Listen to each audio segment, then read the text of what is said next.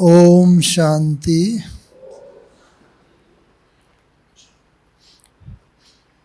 बहन जी ने परिचय तो बहुत पूरा दे दिया, लेकिन मैं समझता हूँ कि कई कुछ अवार्ड की भी बात बता रही थी वो, तो जो एक सबसे बड़ा अवार्ड मिला हमें वो तो उन्होंने बताया ही नहीं।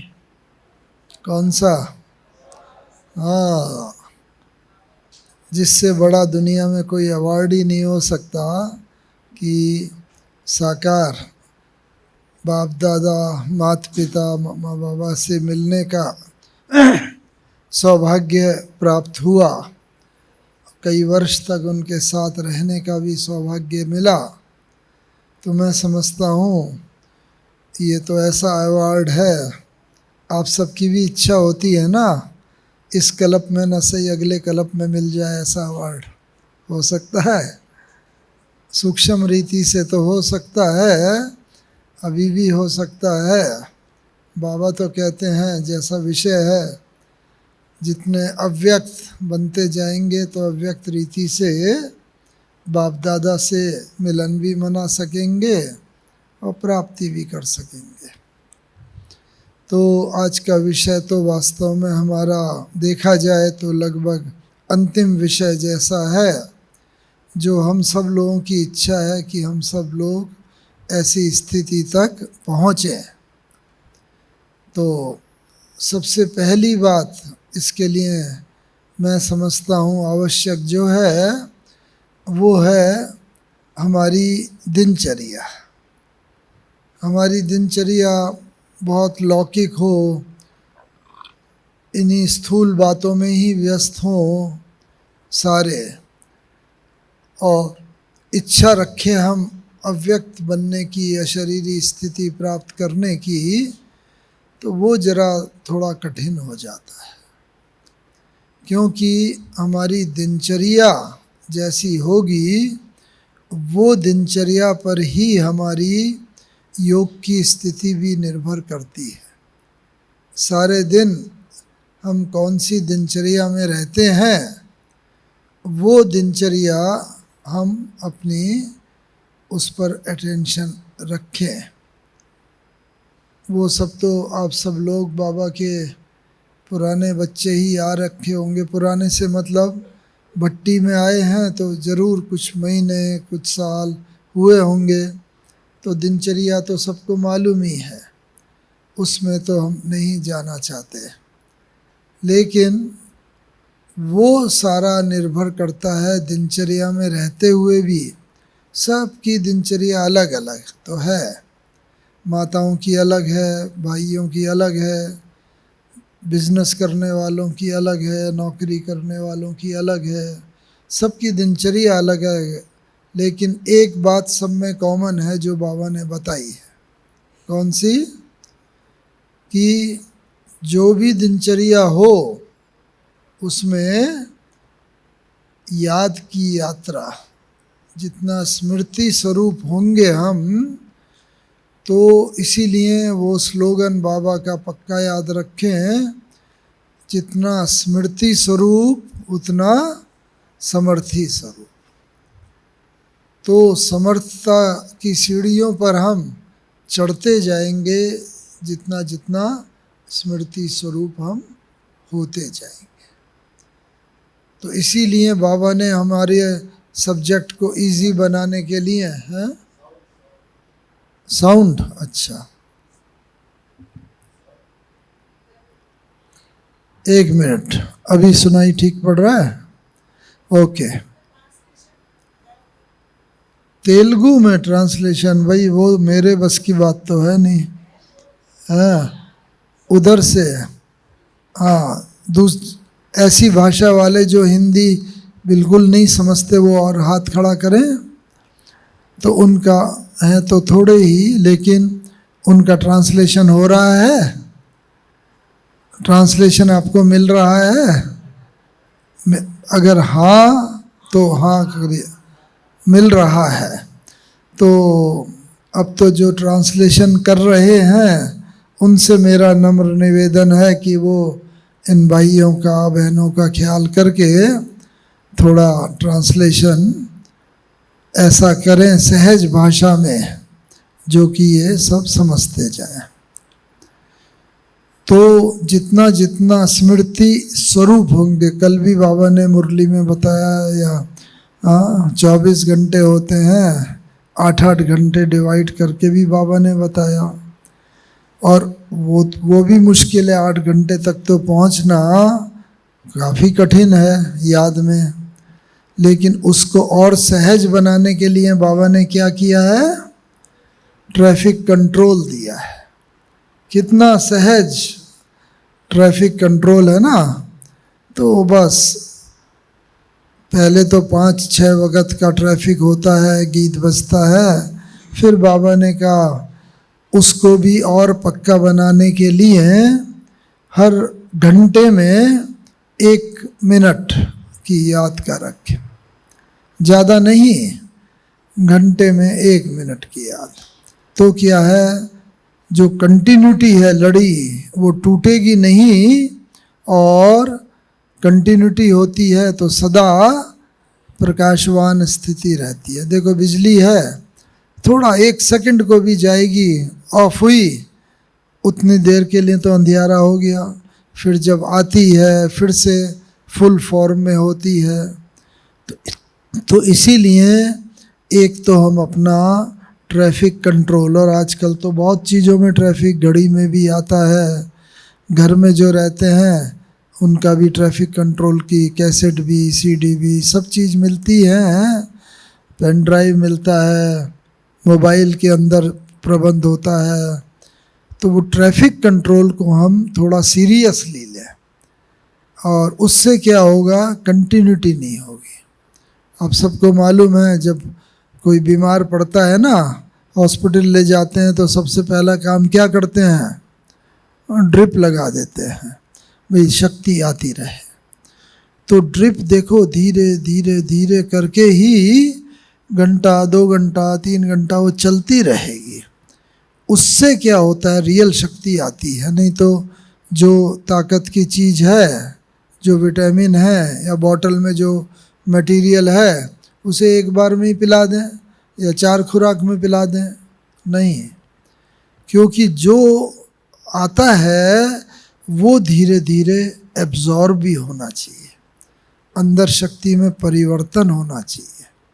जैसे शरीर की ना पाचन शक्ति होती है। हाँ, आपने खाया तो बहुत अच्छा, बादाम खाया, घी खाया, सब चीज़ खाई, ताकत की चीज़, लेकिन शरीर में अगर पाचन क्रिया ही कमज़ोर है तो उससे शक्ति नहीं बन पाएगी। और पाचन क्रिया कब होती है, जब कंटिन्यूटी होती है, लगातार होती है। गैस भी जला रखे, माताओं को अनुभव है, गैस को थोड़ा 1 सेकंड को भी बंद कर दें फिर दोबारा उसे जलाना पड़ता है। तो इसीलिए आवश्यकता ये है कंटिन्यूटी, लगातार वो चीज़। लगातार का मतलब अगर 1 घंटे का अभ्यास का हमने ट्रैफिक कंट्रोल का लक्ष्य रखा है तो वो रखें। उससे क्या होगा, बस बाबा ने भी कहा है, सतयुग से लेके आत्मा की ज्योति आपकी कम होती चली गई, लेकिन कलयुग तक आते आते बिल्कुल कम हो गई, लेकिन बुझी नहीं। बिल्कुल कम से कम भी हो गई, लेकिन जल तो रही है, टिम टिम करके भी जल रही है, बुझी नहीं। बुझ जाए फिर तो दोबारा जलानी पड़े। तो इस कारण से ये जो होती है, आप ये देखो सारा दिन भर में ये बिल्कुल जीरो ना हो जाए, इतने हम बिजी ना हो जाएं कि एकदम याद ना आए। थोड़ा समय 10 सेकंड भी याद आया, 15 सेकंड भी, उतने समय एकांत में हो जाएंगे। उससे क्या होगा, वो शक्ति हमारी लगातार बनी रहेगी। तो पहली बात दिनचर्या पर भी ध्यान, दूसरा ट्रैफिक कंट्रोल की तरफ और ध्यान, साथ साथ इसके साथ और क्या है, जब ये स्मृति हमारी हो जाएगी अंदर तक बैठ जानी चाहिए। बाबा को भी देखो, हीरे जवाहरात का व्यापारी था, कितना बड़ा धंधा था लाखों करोड़ों का।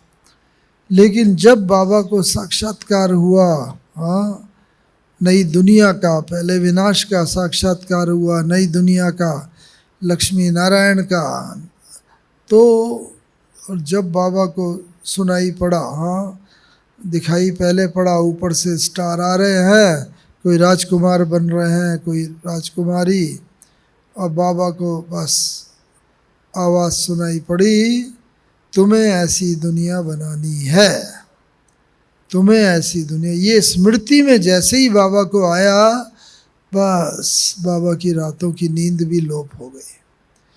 मैं कैसे बनाऊंगा, ये दुनिया कैसे बनेगी, कौन कह रहा था, किसकी आवाज़ थी? तो ये स्मृति में घुस गया बाबा के, और तब से बाबा का जीवन एकदम परिवर्तन हो गया। तो हम भी देखें कि बाबा मुरली में रोज़ कहता तो है, हम लोग रोज़ मुरली सुनते भी हैं, लेकिन स्मृति में कितना घुसा है कि हाँ, मुझे याद करना है। 1 मिनट 2 मिनट से शुरू करे, बढ़ाते रहे, और बढ़ाते बढ़ाते हम फिर कुछ मिनट तक भी, और उसको हम चेक करते रहे। चेकिंग, देखो बच्चों का भी जब फाइनल एग्ज़ाम होता है उससे पहले बीच बीच में टेस्ट होते हैं, चेकिंग होती है। उसके बाद उन्हें पता चलता है मेरा ये सब्जेक्ट कमज़ोर है, ये सब्जेक्ट शक्तिशाली है। तो अपनी हम चेकिंग करते चले। बस बाबा ने कहा माताओं को मानो खाते समय, हाँ, बनाते समय याद रहे, तो चेकिंग करो थोड़ा कुछ भी। हाँ, रोटी गोल गोल बन रही है, बाबा ने हमें सृष्टि चक्र का राज बताया है, गोल सृष्टि चक्र है, और हम आत्माएं हैं, इस सृष्टि चक्र में खेल खेल रही है। कोई भी चीज़ है, लौकिक को हम अलौकिक में परिवर्तन, बाबा ने यही पहला लेसन दिया है कि स्मृति का परिवर्तन करा। पहला स्मृति का परिवर्तन क्या किया? आप शरीर नहीं आत्मा हो। दूसरा स्मृति का परिवर्तन क्या किया? कोई भी पार्ट होती है, कोई भी बात होती है, आपदा आती है, प्रॉब्लम आती है, समस्या आती है, कि ये आपदा नहीं, ये तो एक खेल है। आपदा को खेल में परिवर्तन कर दो। शरीर को आत्मा के रूप में देखो, आपदा को खेल के रूप में देखो, और इस रीति से परिवर्तन करते चलो। रहेंगे तो उसी नाम रूप गुण शरीर में, लेकिन देखने का ढर्रा हमारा एकदम अलग हो जाए। तो ये कब क्या होगा?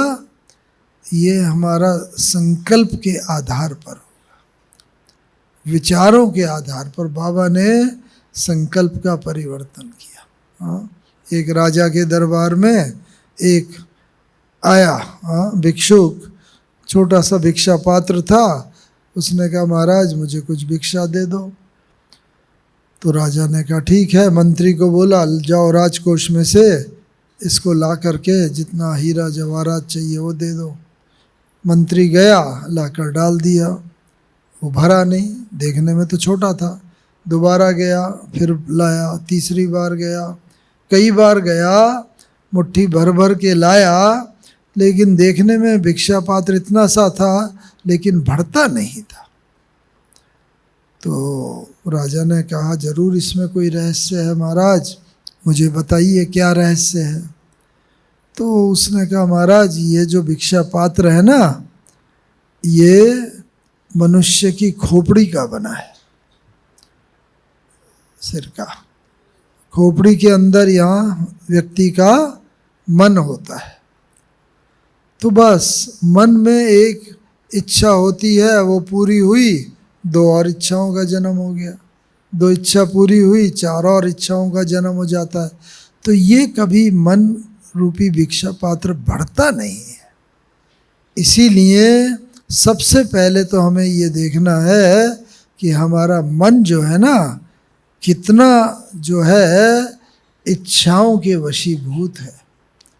बाबा ने कहा इस कलयुगी दुनिया की क्या इच्छाएं रखनी है, सब विनाशी है। इन आँखों से जो देख रहे हो सब खत्म होने वाला है। और जितना जितना हम देखते जाते हैं, पता चलता जाता है, उतना उतना उनसे जब तक थोड़ी वैराग्य वृत्ति नहीं आएगी तब तक वो इच्छा का जन्म नहीं होगा। जब तक उसकी तरफ लगाओ, झुकाओ, कुछ ना कुछ अट्रैक्शन हुआ, तब तक वो इच्छा हमें अपनी तरफ खींचती रहेगी।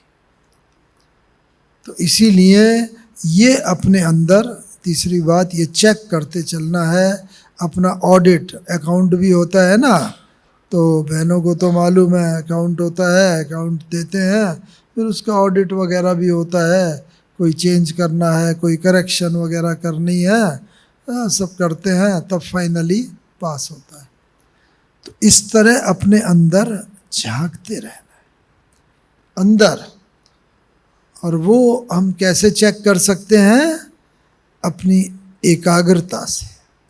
योग में आप आके बैठ गए, दिन भर तो बिजी रहे, चलो काम धंधे में, घर गृहस्थी में, आए थोड़ा समय, लाल लाइट भी जल गई सेंटर में, गीत भी बजने लगा, योग कर रहे हैं, बहन जी संदली पर बैठ भी गए, दृष्टि भी ले रहे हैं, लेकिन मन अगर भाग रहा है ना, तो उस पर ध्यान देना जरूरी है, मन की एकाग्रता का। क्यों? क्योंकि ये देखो, जब मैं आया तो पहले तो बहुत, एक आधा घंटा बैठे योग में, 25 मिनट 28 मिनट भाग जाएगा, घर की बात, सारे दिन भर की बात याद आती रहेंगी। फिर जितना जितना अभ्यास पक्का होता जाएगा, उतना उतना मन की एकाग्रता बढ़ती जाएगी। पहले 25 मिनट भागता था, बाद में 22 मिनट होगा, 20 मिनट भागेगा, 10 मिनट और लगेगा। लाइक दैट धीरे धीरे धीरे करते एकाग्रता का ध्यान लगने का पार्ट ज़्यादा होता जाएगा, बाहर भागने का पार्ट उसका कम होता जाएगा। तो इसलिए practice makes the man perfect. Practice व्यक्ति को परफेक्ट बनाती है।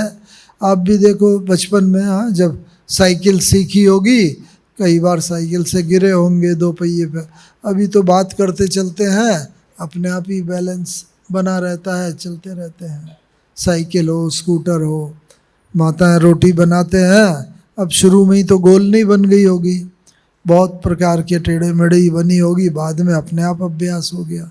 तो अभ्यास अंदर ये जो होता है ना, कभी भी, इसीलिए बाबा ने क्या कहा है, एक कदम तुम्हारा तो 1000 कदम मेरे। हम पहले से ही बोले भगवान बाबा पहला कदम भी आप ही बढ़ा दो, तो ये नहीं होगा। हिम्मत का पहला कदम, हमें योग नहीं लगता है तो भी हम ये न सोचें अरे ध्यान तो लगता ही नहीं, चलो बैठ के क्या करेंगे। नहीं, बैठना है, बैठने के भी मार्क्स हैं, बाबा ने ये बताया है। अमृत वेले सुस्ती आती है, फिर भी अमृत वेले उठ के हाथ मुँह धो के फ्रेश होके बैठें, बैठने के भी मार्क्स हैं। बाबा ने एक बार बताया था 50% मार्क तो उनको मिल जाते हैं जो हिम्मत करके फ्रेश होके बाबा को याद करने के लिए बैठते हैं। तो इसीलिए हिम्मत का एक कदम ये आगे बढ़ाते रहें अपनी अव्यक्त और अशरीरी अवस्था के लिए। तो ये पहली स्थिति ये है, जैसे बाबा को भी वो हुआ, तो घर गृहस्थी में रहते हैं, नौकरी धंधा करते हैं, बुद्धि तो भागेगी ही, परिस्थितियाँ आएंगी ही। कहते हैं लौकिक में आदि, व्याधि और उपाधि। परिस्थितियों को 3 भाग में बांट सकते हैं, या तो शारीरिक व्याधि हो, या सोशल पारिवारिक समस्याएं हो, धन की समस्या हो, कोई ना कोई। तो समस्याएं तो आएंगी, लेकिन इन सब का उपाय क्या है? समाधि। आदि, व्याधि, उपाधि, ये 3 प्रकार की मुख्य समस्या हैं, और इसका उपाय है समाधि। समाधि माने कोई घर गृहस्थ छोड़ के जंगल में चले जाना नहीं।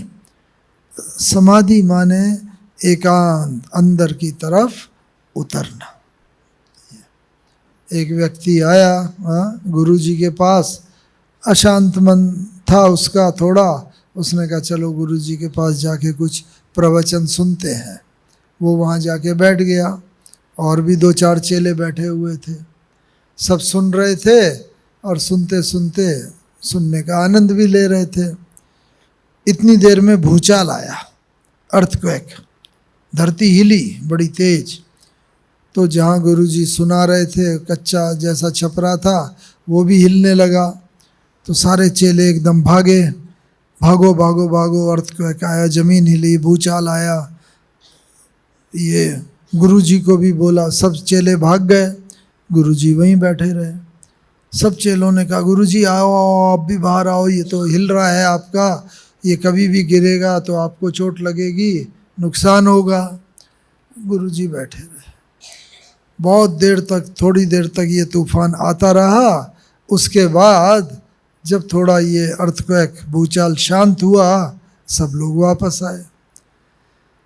तो आ करके उन्होंने गुरुजी से कहा कि गुरुजी आपको भय नहीं लगा? यहाँ पर इतना जो आप ऐसी परिस्थिति हो रही थी तो आपको भय नहीं लगा? तो गुरुजी ने कहा नहीं, भय क्यों लगता? नहीं गुरुजी, ये हिल रहा था इतनी तेजी से, चारों तरफ लोग सेफ स्थानों पर, खुले स्थान पर भाग रहे थे, आप नहीं भागे? उन्होंने कहा नहीं, तुम भागे, मैं भी तो भागा। कहाँ गुरुजी, आप तो वहीं बैठे हुए थे। कि नहीं नहीं, तुमने देखा नहीं, मैं भी तो भागा। कहाँ गुरुजी, कहाँ भागे? अंतर ये था कि तुम बाहर भागे, मैं अंदर भागा, अंदर की तरफ। तो स्थिति ये होनी चाहिए कि जितनी जितनी हम आगे कदम बढ़ाते जाएं, उतना उतना हम बाह्य मुक्ता में, बाहर की तरफ थोड़ा ध्यान कम करते जाएं, और अंदर की तरफ भागने की, देखने की हमारी स्थिति थोड़ी बढ़ती जाए। थोड़ा समय दें, और जितना जितना थोड़ा अंदर भागने का समय देते जाएंगे, उतना उतना क्या होगा? जितना समय देंगे उतना अभ्यास ऐसा होता जाएगा कि जो अंतिम पेपर बाबा ने कौन सा बताया है, हाँ आज भी बोला ना बाबा ने, आज की मुरली सुनी सबने? आज मुरली में बाबा ने क्या बोला? शुरू में ही क्या बोला? हाँ, अर्थक्वेक भी आएगा, ऊपर से भी पानी का बादल, भी बहुत बरसात होगी, जमीन समुद्र से भी पानी आएगा, अति चारों तरफ विनाश ज्वाला होगी। तो क्या होगा? बाहर अति हलचल होगी। एक तरफ प्राकृतिक आपदाएं अभी भी देख रहे हैं दुनिया में, बाहर अति हलचल के आसार चल रहे हैं। एक तरफ युद्ध चल रहा है जो किसी भी क्षण विश्व युद्ध में भी परिवर्तित हो सकता है। एक तरफ ये नेचुरल कैलेमिटीज, प्राकृतिक आपदाएं आ रही हैं, कहीं पर भूचाल आ रहा है, कहीं अति बरसात हो रही है, अति बर्फ़ पड़ रही है, अति में जा रहा है प्रकृति भी। और तीसरा जो सोशल सिविल वार, अक्सर कई जगह भारत में भी हिंदू मुस्लिम का, कई अलग अलग धर्मों का, पूरे विश्व भर के अंदर सोशल जो है सामाजिक अव्यवस्था बहुत फैलती जा रही है। तो इस कारण से क्या हो रहा है, जब अंतिम पेपर ही ये है, बाहर अति हलचल, अंदर अति अचल। हमारी अवस्था ऐसी हो, जितनी भी हलचल हो लेकिन हम अति अचल रहें। और ये अवस्था आएगी जो आज का विषय है, जैसे जिस तरफ हम बढ़ रहे हैं, कि अव्यक्त और अशरीरी रूप स्थित होने की। तो ये पहले 3-4 पॉइंट तो देखे, दिनचर्या है, ट्रैफिक कंट्रोल वगैरह है, स्मृति स्वरूप बनने की आवश्यकता है, कंटिन्यूटी की आवश्यकता है, प्रैक्टिस। देखा ना बचपन में, जब बच्चा होता है ना, छोटा बच्चा पैदा होता है, बस माँ ही उसका संसार है, माँ के साथ ही वो लगा रहता है, माँ को ही पहचानता है, वहीं से ही उसे नॉरिशन दूध मिलता है। उसके बाद थोड़ा बड़ा होता है, रेंगना शुरू करता है, पेट के बल चलता है। तो जो बच्चा है लगा माँ के साथ रहता है, ये हमारे जैसे पेड़ पौधे हैं ना, वो भी धरती माता के साथ लगे रहते हैं। तो धरती माता वो सबसे यंगेस्ट मेंबर है, सबसे छोटे मेंबर हैं हमारे वसुधैव कुटुंबकम के। पृथ्वी परिवार है हमारा।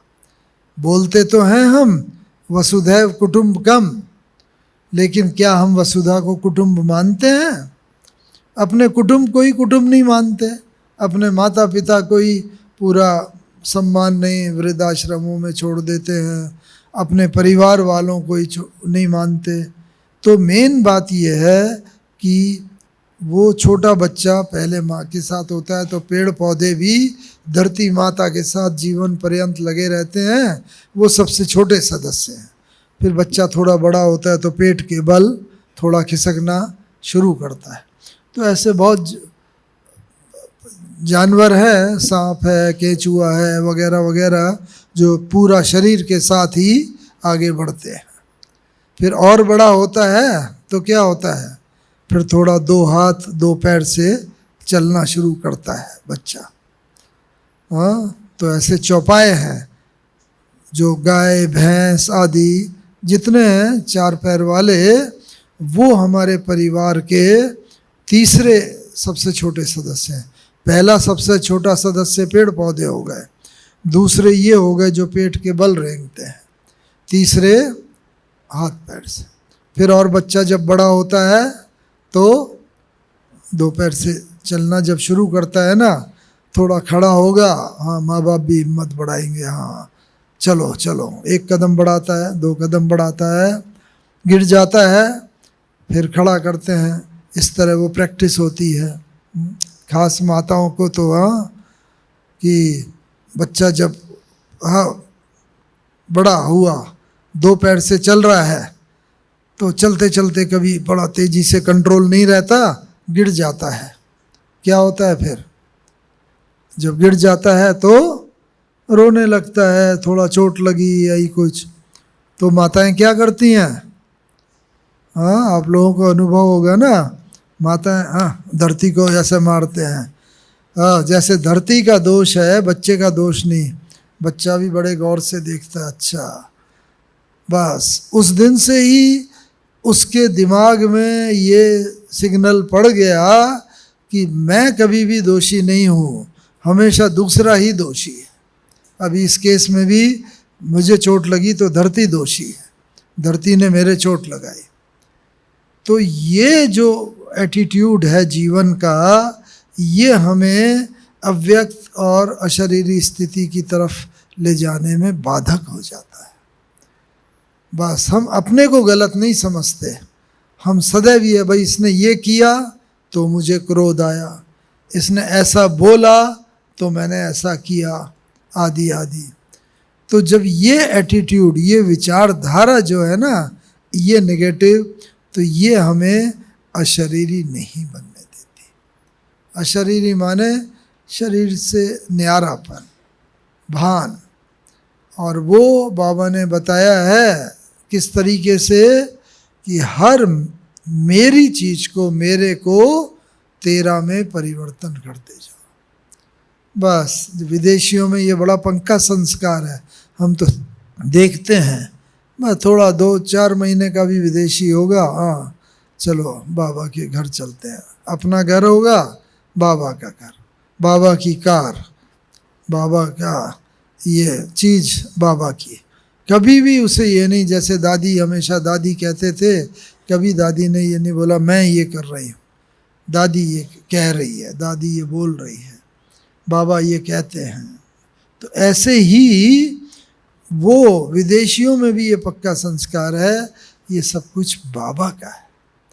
लेकिन हम भारतीय इतने समय तक हो गए, फिर भी हम बस अपनापन जो है ना, वो नहीं छूटता, मेरा, मैं और मेरा। बाबा कहते हैं ना, ये 2 शब्द ज़रूरत से ज़्यादा बोलते हैं, और जितना मैं और मेरापन ये रहा, उतना अशरीरीपन की अवस्था नज़दीक नहीं आएगी, थोड़ा दूर ही दूर से अनुभव करते रहना पड़ेगा। इसलिए एक इसमें ये आवश्यकता है कि अपने को भाई यही समझें, ये जो कुछ भी बाबा ने दिया है ये सब बाबा का है, बाबा ने दिया हुआ है।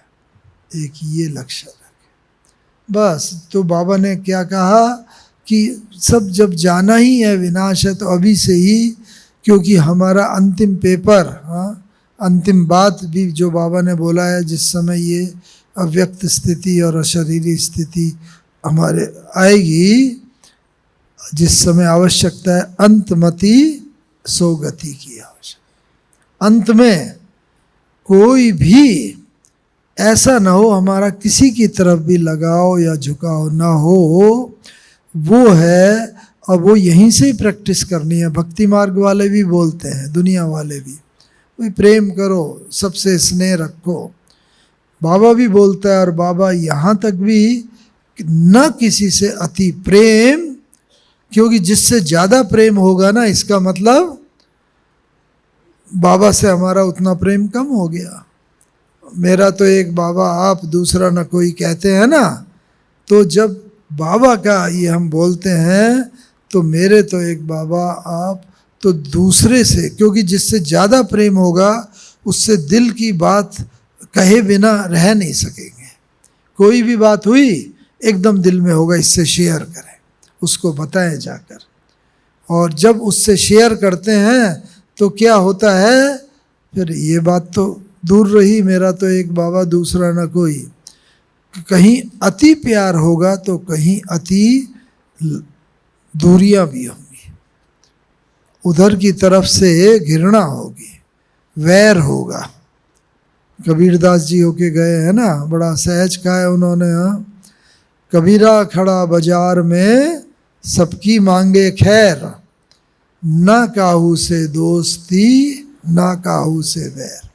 अपने को चेक करना है, हाँ स्नेह सबसे हो, प्रेम सबसे हो, लेकिन अति प्रेम तो किसी से नहीं है, अति स्नेह तो नहीं, और ऐसे ही अति वैर भाव, क्योंकि कहीं भी थोड़ा भी वैर भाव होगा ना, तो बस आज यही बात है।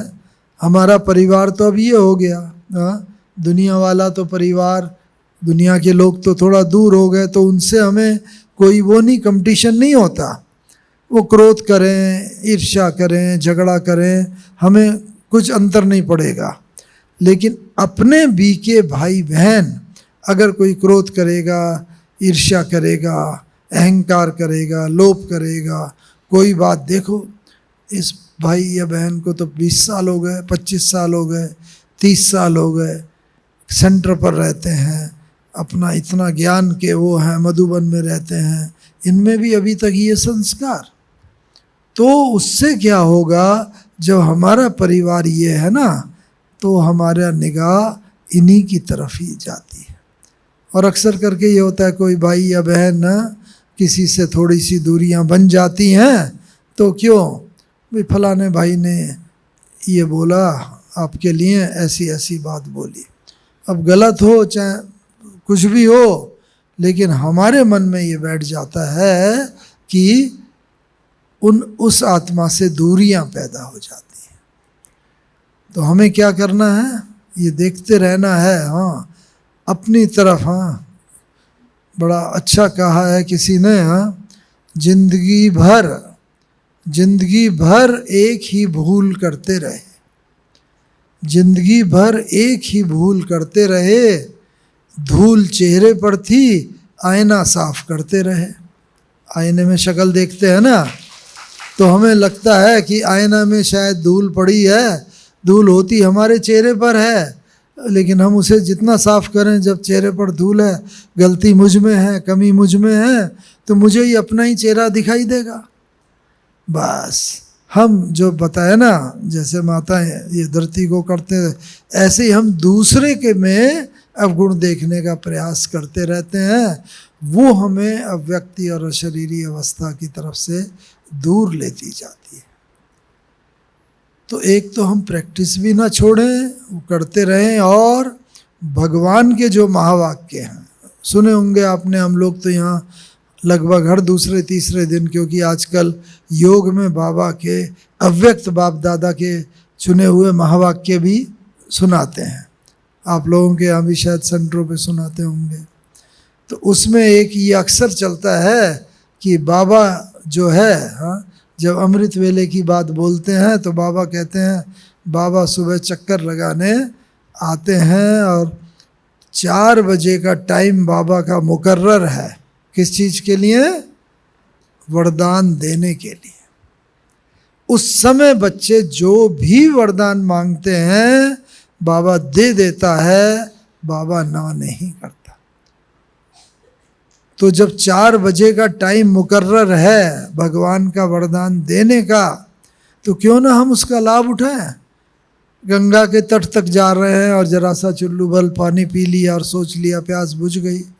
नहीं, 4 बजे भगवान प्रैक्टिकल आया हुआ है और इस समय जब वरदान दे रहा है तो हम भगवान से यही वरदान मांगे जिसमें सब आ जाएं, बाबा मैं जो हूँ, जैसा हूँ, आपका हूँ। बाबा ऐसे सूक्ष्म वरदान, स्थूल वरदान तो जिंदगी भर मांगते रहे, धन का, परिस्थितियों का, पति का ताला खुल जाए, बुद्धि का, ये वो नहीं। बाबा मेरी एकाग्रता की शक्ति को बढ़ाओ, नंबर 1। बाबा मेरे अंदर ऐसी निर्णय शक्ति दो कि मैं परिस्थिति को भांप सकूं और जिस समय आप जो भी मुझे टच करना चाहो मैं उसको बाबा स्वीकार कर सकूं। बाबा तो कहता है, बाबा ने कहा था एक में कि बाबा के पास हर बच्चे का टीवी है, लेकिन वो हर बच्चे का टीवी जनरली ऑफ रहता है। जब बच्चे से कोई गलती होती है, भूल होती है, कमजोरी उसमें आती है, उस बच्चे का टीवी ऑन हो जाता है। जब टीवी 50 टीवी रखे हैं, 45 ऑफ हैं, 5 ऑन है, तो ऑन की तरफ आपका ध्यान जाएगा ना, उसमें दृश्य आ रहे होंगे, तो बाबा का ध्यान जाता है जो टीवी ऑन होगा। और बाबा देखता है, अच्छा ये बच्चा, इसमें ये कमी है, इस कमजोरी के वशीभूत है, तो फिर बाबा उसे शक्ति देता है, उसे उस परिस्थिति से निकालने के लिए ताकत देता है, सकाश देता है। अब कुछ बच्चे तो कैच कर लेते हैं और उस कमजोरी पर विजय प्राप्त करके उस परिस्थिति से दूर निकल आते हैं, लेकिन कुछ बच्चे जो डोंट केयर कर लेते हैं, वो क्या है, उनकी फ्रीक्वेंसी मैच नहीं करती। बाबा तो दे रहा है शक्ति, लेकिन मुझ में शक्ति लेने की क्षमता नहीं है। घड़ा भरा हुआ है, अगर तो पानी डालते रहो बाहरी गिरता रहेगा। बाबा तो शक्ति दे रहा है, लेकिन मेरे अंदर वो कमजोरी इस समय इतनी बलशाली है, भरी हुई है कि वो कमजोरी के मैं वशीभूत हो गया हूँ अगर, तो बाबा की कैच नहीं कर सकता और फिर कमजोरी से हार मान लेते हैं। तो इसीलिए बाबा ने कहा है अब बच्चों को इन शक्तियों की आवश्यकता है कि बाबा क्लीन और क्लियर बुद्धि, ये वर्तमान समय जितनी हमारी होती रहेगी उतना उतना बाबा की हम बातों को चेक करके अपने को उन कमजोरियों से निकालते चलेंगे, तो हम खुद ही महसूस करेंगे मेरी एकाग्रता की शक्ति बढ़ रही है, मेरे अंदर जो बाबा की टचिंग आ रही है। और वो फ़ायदा ये होगा, जो टचिंग आएगी ही वो टचिंग जो सफल कर होने वाली होगी, जो सिद्ध होने वाली होगी। अभी तो 10 संकल्प आते हैं, आधे व्यर्थ होते हैं, कुछ कमज़ोर होते हैं, कोई 1-2 संकल्पों पर हम एक्शन लेते हैं। लेकिन जितनी जितनी बुद्धि क्लियर होती जाएगी, आप देखोगे संकल्प कम होते जाएंगे और वो ही संकल्प आएगा जो सिद्ध होने वाला होगा, जो सफल होने वाला होगा, जो हमें आगे बढ़ाने वाला होगा। इसीलिए उन संकल्पों की तरफ हम आगे बढ़ते जाएं। और हम क्या देखें, हाँ, जब ऐसी अवस्था होगी तो धीरे धीरे हमारे दूसरी तीसरी अवस्था की तरफ बढ़ते चलेंगे, वो है मनन अवस्था, मगन अवस्था। मनन, बस विचार सागर मंथन। बाबा हर मुरली में बोलता है विचार सागर। मुरली सुनी, बड़ी अच्छी मुरली थी, आज की तो अव्यक्त मुरली थी, बाबा ने कितनी बढ़िया बात बताई। वो सब कहते हैं, उस वक़्त अच्छी भी लगती है, थोड़ी बहुत याद भी रहती है, लेकिन जैसे जैसे समय गुजरता है वो दिमाग से निकलती जाती है। इसीलिए दादियाँ कहती थीं, हमें अभी तक याद है, दादियाँ कहती हैं जो हैं भी, और हमने खुद अनुभव किया है, मुरली कम से कम जब तक 3 या 4 बार नहीं पढ़ेंगे सुनेंगे तब तक वो दिमाग में बैठ नहीं सकती। हमने खुद अनुभव किया है।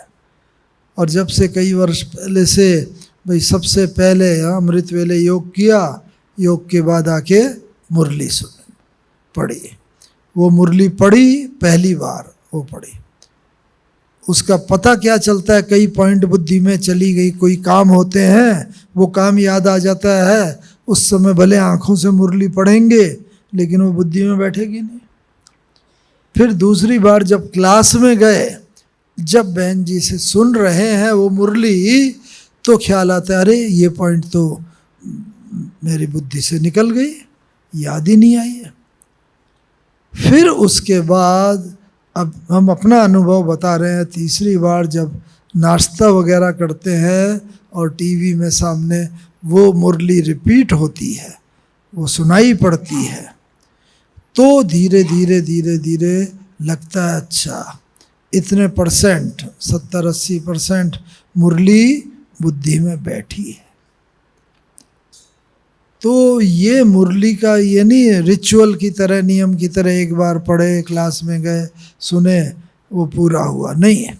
जब तक उसे पढ़ करके अध्ययन नहीं किया, बार बार कुछ पॉइंट निकाल के याद नहीं किया, मानो आज की मुरली थी, हाँ आज की मुरली में एक पॉइंट ही याद रखिए, कौन सी, जो बाबा ने शुरू में कहा, पानी की बात। हाँ भाई समुद्र से भी पानी आएगा, ऊपर से भी पानी आएगा, बहुत पानी उछाल खाएगा।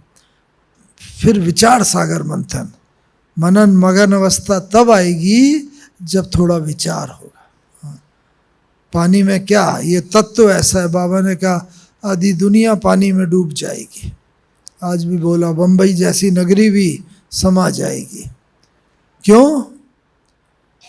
क्योंकि पानी में सबसे बड़ा गुण कौन सा है? कौन सा है?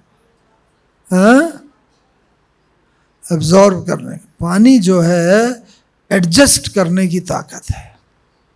पानी हाँ गिलास में लो गिलास में समा जाएगा, कटोरी में लो कटोरी में, चम्मच में लो चम्मच में। हम अपने को देखें, मैं एडजस्ट करके फैमिली के साथ, परिवार के, ऑफिस के सबके साथ रह सकती हूँ या रह सकता हूँ? जो एडजस्ट करना नहीं जानता उसको आगे बढ़ने में बहुत कठिनाई होती है। और आज यही है, सास बहू के साथ, बाप बेटे के साथ, भाई भाई के साथ एडजस्ट होके नहीं चल सकते। तो कल भी बाबा ने मुरली में बोला, कोई तलाक दे देते हैं, डाइवोर्स कर देते हैं, कोई फारकती दे देते हैं, कोई अलग अलग, हाँ थक जाते हैं। तो एडजस्ट करने की कला, पानी में एडजस्ट है, जहाँ पर भी जगह मिली वहाँ घुस जाता है एकदम, और इस कारण से सब चीज़ों को अपने अंदर समा लेता है। एडजस्ट करने की शक्ति हम में होगी, खराब से खराब परिस्थिति भी होगी ना, दूसरा कितना भी लड़ना चाह रहा होगा हमसे, संभालेंगे। क्यों? क्योंकि जब से हम लोग पैदा होते हैं, बच्चा जब से पैदा होता है, उसमें 2 शक्तियाँ विशेष होती हैं हर एक में। कौन सी 2 शक्तियाँ? बड़ी सहज है। हर छोटा बच्चा 1 दिन का भी होगा, 2 शक्तियाँ, एक है याद रखने की शक्ति, दूसरा भूलने की शक्ति। ये शक्ति हर एक में है, लेकिन लाइफ की ट्रेजेडी क्या है, विडंबना क्या है कि जो बात हम याद रखना चाहते हैं वो तो भूल जाती है, और जो भूल जानी चाहिए वो याद रहती है। मेरी आपके साथ खटपट हुई, वो भूल जानी चाहिए, वो तो याद रहेगी। भूलती नहीं तो क्या होता है, क्षमा भी हम नहीं कर पाते। जब किसी की गलती को भूल गए तो क्षमा होता है। क्षमा करो और क्षमा मांग लो, जीत है इसमें हार नहीं, क्षमा वीरों का भूषण है, कायर का व्यवहार नहीं। जो कायर होगा वो भूल नहीं पाएगा। तो आप अपने को कायर कहलाना तो पसंद नहीं करोगे ना। अगर किसी के प्रति भी मन में नेगेटिव भाव है, इसने ये करा, अच्छा मैं भी इसे दिखा दूंगा जब मेरा मौका आएगा, बदला लेने की भावना कोई, बस ये भावना होगी, क्षमा नहीं किया, वो तो गलती करी, भूल गया, चला गया, लेकिन वो मेरे अंदर बढ़ती रही बढ़ती रही बढ़ती रही, भरेगी और बढ़ेगी। मैं गलती का भंडार बन जाऊंगा, वो तो गलती छोड़ के चला गया, संपूर्ण बनने का पुरुषार्थी हो गया, लेकिन मैंने अपने अंदर उसे समा लिया। तो इसीलिए ये फिर मनन अवस्था को नहीं लाने देगी। मनन करेंगे, विचार सागर मंथन में जब हम बैठते हैं ना, तो सबसे बड़ी सहज स्थिति बाबा ने विचार सागर मंथन की कौन सी बताई? बाबा कहता है, कई बहनें माताएं बोलते हैं, कई भाई बोलते हैं, हमारा मंथन नहीं चलता। कैसे चले मंथन? कैसे चलेगा मंथन? मंथन के लिए सबसे सहज विधि बाबा ने बताई है, चित्र के सामने जाके बैठ जाओ। मानो कल्प वृक्ष के सामने जाके बैठ गए, बस देख करके ऐसे बोलो अपने से ही, जैसे हम पार्टी को समझा रहे हैं। ये देखो कल्प वृक्ष के बीच में, नीचे जड़ में बाबा मम्मा और सब ये अष्टरतन बैठे हैं, मैं भी, मेरा भी निवास स्थान है, मैं भी पूर्वज हूँ, सब पूर्वज वहाँ पर हमारे बैठे हुए हैं। और वो बस वृक्ष से ही, बीज से ही, जड़ से ही तना को शक्ति मिलती है, तने से डाल डालियों को, पत्तों तक शक्ति जाती है। तो मैं जो है पूरी सृष्टि की आत्माओं का तना हूँ, उनका जड़ हूँ, बीज रूप हूँ। तो ये बुद्धि जितनी जाती रहेगी, उतना मनन अवस्था, विचार सागर मंथन, एक के बाद एक के बाद एक पॉइंट याद आता जाएगा, और फिर मगन अवस्था हो जाएगी, उसी में ही मगन हो जाएंगे। वाह वाह वाह वाह। जब बुद्धि बाहर भागेगी नहीं ना, तो वो मगन अवस्था अपने आप आने देगी। जो हम चाहते हैं वो हो रहा है। हम चाहते हैं बुद्धि ना बाहर भागेगी नहीं, मगन अवस्था में रहेंगी, तो वो स्थिति होती रहेगी। और उसके साथ साथ क्या होता रहेगा, जब क्षमा भी करते रहेंगे किसी को, तो क्षमा के साथ साथ अपने अंदर जो है ना विशालता आती रहेगी। देखो महान आत्माएं होती हैं, उनके अंदर ये है, बहुत बड़ा दिल होता है उनका, क्षमा भी होता है, महानता होती है, और ये महानता उन्हें वास्तव में महान बना देती है। बाबा देखो कभी नहीं बोलता, बाबा ने उस वक़्त साक्षात्कार हुआ, बस मैं कैसे बनाऊंगा ये संकल्प आया, उसके बाद मुझे ये दुनिया बनानी है बनानी है बनानी है। बाबा भी बताता चला गया कैसे बनानी है, कैसे क्या करो। इसी प्रकार से भविष्य की बात नहीं, आप वर्तमान सोचो, मैं ब्राह्मण सो फरिश्ता सो देवता हूँ, बनूंगा नहीं, मैं हूँ। वर्तमान में अपने को इमेजिन जितना करेंगे वैसा बनते जाएंगे। कभी भी भविष्य ये होने वाला है, पता नहीं बनूंगा या नहीं बनूंगा, नहीं, मैं हूँ। यही सब कॉन्शियस माइंड की विशेषता है, अर्ध चेतन मन की। बहनें भी योग कराती हैं, नयों को भी वो कमेंट्री देते हैं ना, वो कमेंट्री में यही बातें देते हैं। मैं आत्मा, मैं परम धाम की तरफ जा रही हूँ, सूक्ष्म वतन, मैं इन सब से न्यारी हूँ, देह से न्यारी हूँ, मैं पार्ट प्ले कर रही हूँ, पार्ट। तो जो हम बनना चाहते हैं, हम ये वर्ड में रिपीट ना करें, मैं ये होऊंगा, कल बनूंगा, नहीं, मैं हूँ, बाबा ने मुझे बनाया है। और जितना जितना सब कॉन्शियस माइंड में घुसता जाएगा, मैं हूँ, ऐसा हूँ, हो जाएंगे। कोई नहीं रोक सकता। क्यों? क्योंकि सब कॉन्शियस माइंड हमारा 90% तक ज़्यादा शक्तिशाली होता है। कॉन्शियस माइंड तो, जिस कॉन्शियस माइंड में हम बैठे हैं, तो 5-7% होता है, बहुत कम होता है। 90% से ज़्यादा तो हमारा सबकॉन्शियस माइंड होता है, अवचेतन मन। तो जीवन के अंदर हम वो धारण करते चले, तो एक ये अवस्था आती है। तो जब विचार सागर मंथन भी होगा, मनन मगन अवस्था भी होती चली जाएगी, तो अशरीरी और अव्यक्त खुद ही अपने को महसूस होगा, अरे अब तो मेरे व्यर्थ संकल्प चल ही नहीं रहे हैं, अब तो बस वही संकल्प आ रहे हैं जो सिद्ध होने वाले होते हैं। और अंत समय एक गुण और शक्ति जो और ज़्यादा काम आएगी हमें अशरीरी और अव्यक्त बनाने में, वो आएगी साक्षी दृष्टा होने की। बहुत परिस्थितियां होंगी चारों तरफ, स्थूल सूक्ष्म, परिवार वाले, पड़ोसियों की, घर वाले, ऑफिसों की, सब परिस्थितियां ही परिस्थितियां होंगी। ब्रह्मा बाबा को भी परिस्थिति हम देखते थे, मुरली चलाते चलाते बाबा को कई बार ऐसी खांसी आती थी, आंख गीली हो जाती थी, बोला नहीं जाता था। बाबा ने क्या युक्ति रची हुई थी, हर एक को अपने लिए युक्ति रचनी है। परिस्थिति ये आती है तो मैं कैसे पार हो जाऊं। किसी से झगड़ा हुआ, अब बस मन तो बोलेगा, पुराने संस्कार, इसने एक बोला मैं दो बोलूं, उसने दो बोला मैं चार दिखाऊं, इसे भी मैं कुछ हूं। लेकिन बाबा ने क्या बोला है, अगर जितना अंदर ही आएगा उस स्थल को छोड़ दो, उस परिस्थिति से दूर हो जाओ। तो बस जितना दूर हो जाएंगे, दूसरा बोलने वाला अकेला तो बोलेगा नहीं, थोड़ी देर बोल के चुप हो जाएगा, आप विजयी हो गए। तो इस कारण से अपने लिए युक्तियां, बाबा ने खांसी के लिए क्या युक्ति रची थी, बाबा की कुर्सी के पास ही ना, कुर्सी नहीं मतलब संदली के पास ही कृष्ण की ट्रांसलाइट की चित्र था, लक्ष्मी नारायण का चित्र था। खांसी आती थी, कई बार बाबा कहते थे देखो बच्चे, अभी तो तन भी पुराना है, आत्मा भी पुरानी है, 5 तत्वों से बना ये शरीर भी, कितनी इसमें रोग शोक कठिनाइयाँ हैं, आत्मा भी तमो प्रधान हो गई है सतयुग से आते आते आते।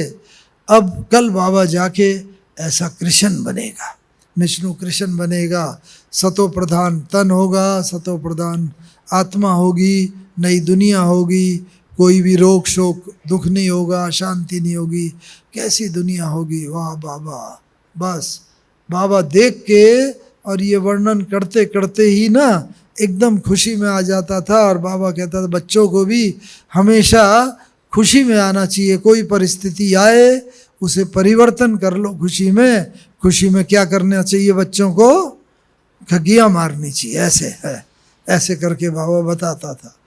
तो परिस्थितियों को भी हम अपनी स्वस्थिति से परिवर्तित कर लें, ये ब्यूटी है। तो हम अव्यक्त स्थिति की तरफ, फरिश्तापन की स्थिति की तरफ, अशरीरी स्थिति की तरफ बढ़ते जाएंगे। क्या करें, ऐसा होता है, मन बड़ा चंचल है, भाग जाता है। नहीं, बाबा ने भी महसूस किया मन बड़ा चंचल है, तो बाबा ने क्या किया, मन को पत्र लिखा, हे मन, मैं आत्मा राजा हूँ, तू मेरा मंत्री है, तुझे मेरे कहने पर चलना पड़ेगा, मैं तेरे कहने पर नहीं चलूँगा। क्यों? क्योंकि तू मेरा कर्मचारी है, मैं राजा हूँ, राजा के कहने पर कर्मचारी चलता है। और तुझे ऐसी बुद्धि को भी बाबा ने पत्र लिखा। और जब से बस मन बुद्धि को का लास्ट पैरा में बाबा ने पत्र लिखा, पत्र के कि हे मन, हे बुद्धि, अब मैं तुम्हें बता देता हूँ कि मैं आत्मा राजा अपनी स्वस्थिति में स्थित हो गया, अब तुम्हें मेरे कहने पर चलना पड़ेगा, मैं तेरे कहने पर नहीं चलूँगा। ऐसे ही मन को ऑर्डर करो। क्या करें, मन भाग जाता है, चंचल है, ये है, घोड़ा है, बंदर है। नहीं, मन तुझे मेरे अंडर रहना ही पड़ेगा। जो नौकरी करते हैं ऑफिसर, ट्रांसफ़र हो गया, जब तक सीट पर है सब उसकी बात मानते हैं, जब सीट से चला गया, ट्रांसफ़र हो गया, तो फिर कोई उसकी बात नहीं मानता। तो इसीलिए अब हमें मन बुद्धि को कंट्रोल करके उसको ऑर्डर करना पड़ेगा। और ये तब होगा जब स्वमान की सीट पर बैठ करके हम ऑर्डर देंगे। ब्रह्मा बाबा के अंतिम दिन की बात बताते हैं, मुझे एक सौभाग्य मिला है खास, बाबा मम्मा से मिलने का तो मिला ही, लेकिन एक खास कि 17-18 जनवरी को मैं मधुबन में था और मुझे इन आँखों से बाबा की कर्मातीत अवस्था देखने का मौका मिला। क्या देखा हमने कि बस बाबा के सामने जाते थे, पहले बाबा के सामने जब भी जाते थे तो बाबा पूछते थे, हाँ बच्चे क्या पुरुषार्थ है, कैसा क्या चल रहा है, अब क्या करोगे, प्लानिंग क्या है, सेवा कैसी चल रही है, आदि आदि। लेकिन उन 2 दिनों में अंतिम दिन में मैंने देखा, बस बाबा के सम्मुख गए, बाबा से पूछेंगे, बस बाबा ने ऐसे ही दृष्टि दी और दृष्टि दे के बाबा मन की बात समझ गया, बच्चे ये पूछने आए हो, अच्छा ऐसा कर लो, ऐसा हो जाएगा। यानी मन की बात भी समझ लेना। एक अव्यक्त मुरली पूरी की पूरी 96 की है कोई, कर्मातीत अवस्था का पहला लक्षण यही होगा। अव्यक्त फरिश्ता स्वरूप की स्थिति में अगर हम बहुत आगे तक अंतिम कर्मातीत अवस्था के निकट तक पहुँचे हैं तो दूसरे की मन की बात को हम तुरंत पढ़ लेंगे, और पढ़ ही नहीं लेंगे, उसको पूर्ण भी कर सकेंगे, समाधान भी कर सकेंगे।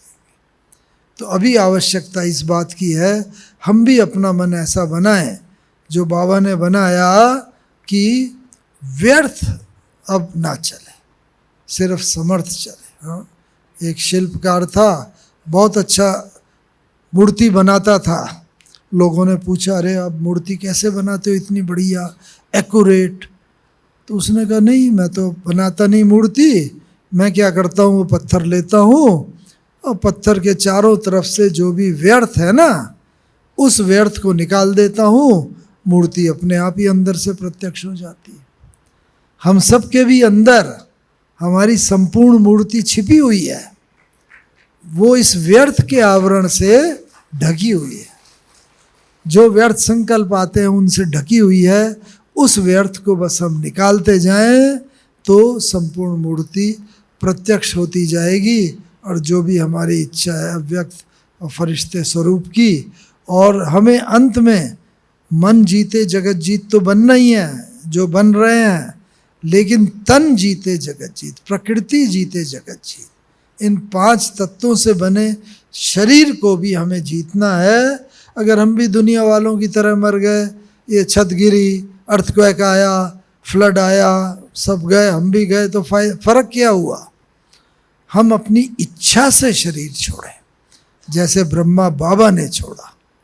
हमने देखा तो पहले से ही बाबा ने जैसे यही बताया नहीं था, लेकिन सारी एक्टिविटी बाबा की यही थी। अंतिम दिन भी बाबा ने कहा, सब भोजन करके 7 बजे क्लास में आ जाओ, रोज़ 9 बजे क्लास होती थी। क्यों?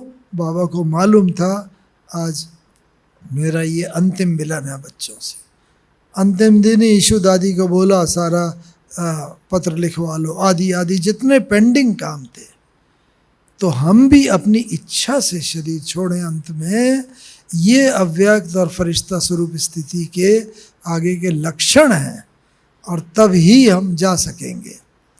अंत में मम्मा की एक बात सुना के मैं पूरी करता हूँ। मम्मा की, आप में से तो शायद पैदा ही नहीं हुए होंगे तब 65 में, तब तक तो मम्मा ने जब शरीर छोड़ा, मम्मा सूक्ष्म वतन में गई। वहाँ पर सूक्ष्म वतनवासी ब्रह्मा बाबा, बाबा और शिव बाबा थे। उन्होंने पूछा, मम्मा आप कर्मातीत स्थिति का अनुभव करके आई हो? तो मम्मा ने थोड़ी देर देखा, फिर कहा, नहीं बाबा मैंने तो कर्मातीत स्थिति का अनुभव नहीं किया। तो जाओ बच्ची, अभी तुम्हारा शरीर हिस्ट्री हॉल में रखा है, ब्रह्मा बाबा भी बैठे हैं, वो भी आवाहन कर रहे हैं, सारे बच्चे भी तुम्हारा आवाहन कर रहे हैं। किसी को विश्वास ही नहीं हो रहा था कि मम्मा कोई चली गई। जाओ उस शरीर में प्रवेश करके कर्मातीत स्थिति का अनुभव करके आओ। मम्मा नीचे आई। मम्मा नीचे आके थोड़ी देर रहीं, फिर मम्मा जब ऊपर गई, फिर बाबा ने पूछा, बच्ची अनुभव किया? तो मम्मा ने कहा नहीं बाबा, मैं अभी भी अनुभव नहीं कर सकी। क्यों बच्ची, तुम्हें तो भेजा ही इसीलिए था। कि बाबा मैंने बहुत प्रयास किया कि मैं शरीर में जाऊं, शरीर में कुछ हलचल हो, लेकिन शरीर तो डेड हो गया था, कोई हलचल नहीं थी, ठंडा पड़ चुका था, इसलिए मैं कर्मातीत स्थिति का अनुभव नहीं कर सकी। तब बाबा ने बताया था, देखो बच्ची कि परम धाम नहीं जा सकती अभी तुम। क्यों? क्योंकि परम धाम में आत्मा तभी जा सकती है जब जिस स्थिति में परम धाम से अपनी सीट छोड़ी अपवित्रता की स्टेज की, उस स्टेज को जब आत्मा हासिल कर लेगी तभी आत्मा परम धाम जा सकेगी। इसीलिए उसमें नहीं जा सकती आत्मा। अब तुम जाओ, तुम्हें नया हिसाब किताब चुकतू करना है सारा, और उसके बाद जब तुम प्योरिटी की वो स्टेज हासिल कर लोगी जिस स्टेज में शरीर छोड़ा था तुमने परम धाम से, तब ही तुम अपनी सीट पर जाकर बैठ सकोगी। और तुम क्या, हर एक बच्चे को भी यही संदेश देना कि आपको उस स्थिति में ही जाके शरीर में वहाँ पर जाके बैठना है, और उस स्थिति को जब तक पालन प्राप्त नहीं कर लोगे तब तक परम धाम नहीं जा सकते। बस हम सबके लिए भी अंत में यही संदेश बाबा और मम्मा का है कि प्योरिटी की उस अल्टीमेट स्टेज को हमें प्राप्त करना है जिस स्थिति में हमने वो शरीर छोड़ा था, तब ही हम वहाँ जा सकेंगे। और उसके बाद फिर नई सतयुगी दुनिया में ब्रह्मा बाबा के साथ पार्ट बजाने के लिए आएंगे। अच्छा, ओम शांति, ओम शांति।